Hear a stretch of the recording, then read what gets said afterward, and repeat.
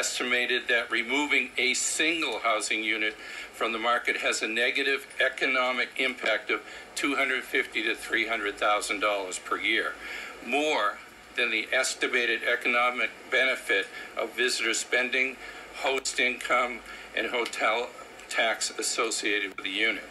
Here too, the economic harms associated with higher housing costs are likely to be severe and produce a net negative economic impact on our economy.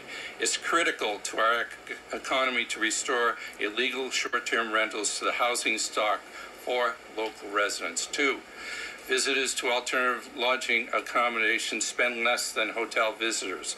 Visitors staying in illegal short-term rentals spend less than hotel visitors. Recent data indicates that the number of visitors staying in hotels is going down, while the number of visitors staying in short-term rentals is increasing.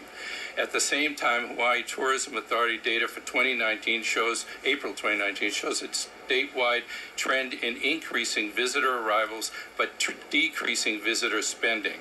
On Oahu specifically, average visitor daily spending decreased by 10.5% in April 2019 compared to April 2018, notwithstanding that visitor arrivals increased by 8.7%, with total visitor days increasing by 10.4%.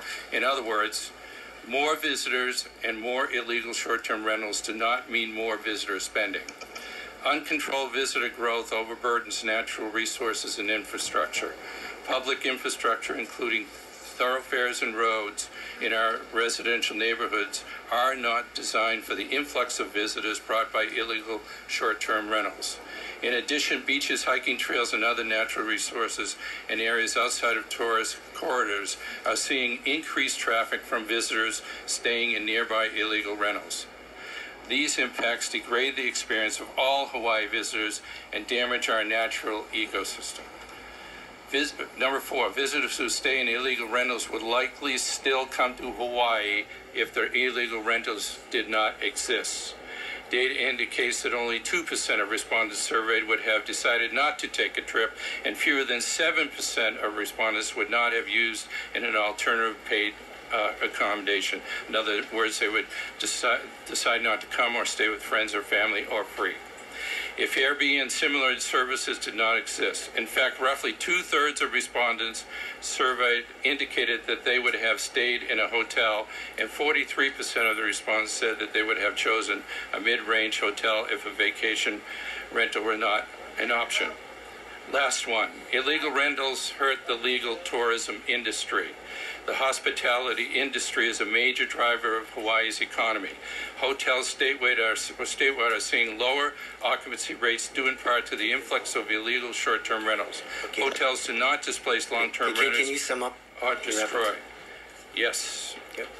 In sum, illegal short-term rentals have been left unchecked in Hawaii for too long. The unmanaged explosion of illegal hotels has progressively squeezed local people out of areas where they lived before, further away from where they work, and in some cases onto the streets, allowing illegal short-term rental operators to gobble up the existing supply of residential units. Thank you. Thank you. Yep. All right. Any questions?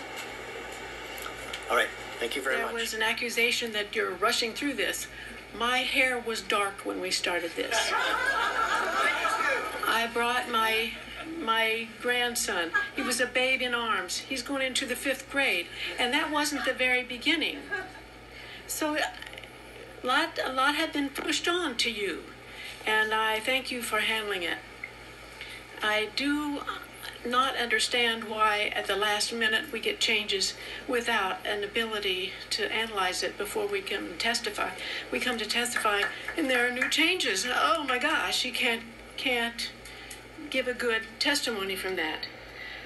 Must tourists be our only source of income? Must we sacrifice family-oriented neighborhoods as the only way to sustain life in Hawaii? We have a bureau to promote tourism. Where's the equal effort that could make the University of Hawaii a magnet for students all over the world? We would be the center for ocean and geological academia that sets the standard for world learning. A chair, or at least a department that shows all of Asia how to clean up their air and water would not only benefit all the globe, but would also be a magnet for scientists and other caring people who would come here and remain, like IT students stayed in Silicon Valley and energized that whole area of the country. Where's the organization that enthusiastically works to develop health centers that attract doctors and other health workers that in turn attract people who seek healing in our healthful environment? Could you sum up, please? Try to summarize. We're putting all of our eggs in one basket. We're at the mercy of one rat lungworm outbreak, a big aviation disaster, a few shark attacks, or a local outbreak of dengue fever that would devastate our one-track economy. The tourists are not spending enough. They want to stay in our homes. The sky is falling. All right. But it wouldn't be if our neighborhoods were a good place to live. Please support Bill 85, CD2, Menor, Manahan. Okay. Thank you. Any questions? It's our jobs. I mean, I work in the industry, and like she said that I see, in our department we had like 12 workers. Now we're down to 5 union workers, and it's harder for us because now we're doing multiple jobs, and it's getting harder and harder, and we're not able to hire more workers. And I because of this, and we want to expand the our work, and we love our work, and because of the Airbnb, they are taking away our jobs, and they're promoting lower paying jobs. And I want one more thing, and I want to thank the council member for the hard work and to pass this bill. Thank you very much.